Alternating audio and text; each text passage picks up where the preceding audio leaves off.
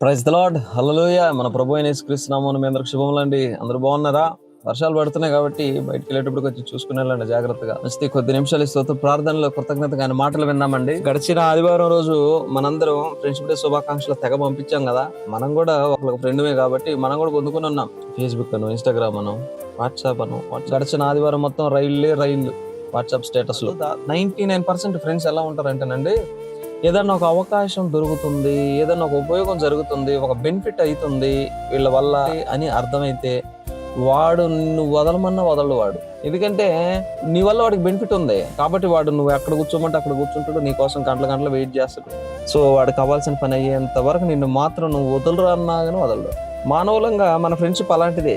మనం నిజమైన స్నేహితులు ఎవరో తెలుసుకోవాలంటే మనం ఎస్ కరెక్ట్, తీసుకో, ఇస్తా, అడుగుతా, చేద్దాం, ఇలాంటివన్నీ చెప్తే అందరు ఫ్రెండ్సే అవుతారు మన చుట్టూ. అలా కాకుండా ఒక్కసారి నో చెప్పి చూస్తే మనకు తెలిసిద్ది అసలు మన నిజమైన ఫ్రెండ్ ఎవడు అని. కొన్ని సంవత్సరాల వరకు నీకు ఒక బెస్ట్ ఫ్రెండ్ ఉండేవాడు. ఇప్పుడు ఉన్నాడా నీ బెస్ట్ ఫ్రెండ్? ఆ బెస్ట్ ఫ్రెండ్ ఉన్నాడా నీకు బెస్ట్ గా? కొన్ని సంవత్సరాల ముందు వరకు నువ్వు ఒకడికి బెస్ట్ ఫ్రెండ్ గా ఉండేవాడు. నువ్వు వాడికి ఇప్పటికీ నువ్వు బెస్ట్ గా ఉండగలుగుతున్నావా? ఉండలేము. అందుకే సొలొమోను గారి ద్వారా దేవుడు ముందే రాపిచ్చాడు. సామెతలు 17:17 అసలు నిజమైన స్నేహితుడు విడువక ప్రేమించును, అటువాడు దుర్దశలో సహోదరుడుగా ఉండును అని రాపిచ్చాడండి. ఇందులో 3 విషయాలు ఉన్నాయి.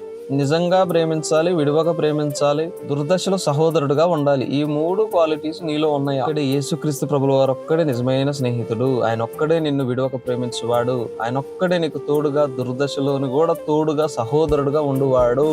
దేవుడు అందుకే నేను ఒంటరిని చేస్తున్నావు, 100% ఒంటరిని చేస్తున్నావు. నీకు ఆ రోజు రియలైజ్ అయిపోతావు నువ్వేమనంటే, ఈ ఫ్రెండ్స్ అన్నారు ఏర్రా చుట్టూ ఫ్రెండ్స్, చుట్టూ చూసుకుంటావు నువ్వు, చుట్టూ ఎవరు ఉంటారు ఫ్రెండ్స్. అందుకే నేను దేవుడు ఒంటరిని చేసి అరే చూసుకోరా, ఫ్రెండ్ అన్నావుగా, నా గురించి కోసుకుంటాడు అన్నావుగా, నా గురించి సత్తాడు అన్నావుగా, ప్రాణం పెడతాడు అన్నావుగా, ఏడి ఫ్రెండ్ చూడురా అని మళ్ళీ ఆయనే జాలి దలిచి దయదలిచి నీ దగ్గరకు వచ్చి నేనున్నా నీకు అంటాడండి. ఆ నిజ స్నేహితుడైన యేసు. మనకు ఎక్కువ ఇవన్నీ కాబట్టి నిజ స్నేహితుని విలువ ఇప్పటికైనా తెలుసుకో. మనం నిజ స్నేహితుల విలువ తెలుసుకోవాలంటే కొన్ని కోల్పోవాలి. విడువక ప్రేమించేది ఆయన వల్లే అయింది, మన వల్ల కాదు.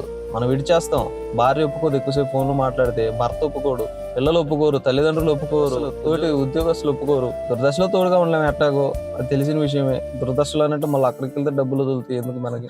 కాబట్టి నిజమైన స్నేహితుడు యేసుక్రీస్తు ప్రభువు వారే కనుక ఆయనతో నిజమైన స్నేహంలో ఉన్నటువంటి ఆ మాధుర్యాన్ని చవి చూద్దాం, పొందుకుందాం. అటు కృప దేవుడు మనందరికి దయచేయగాక. ఆమేన్.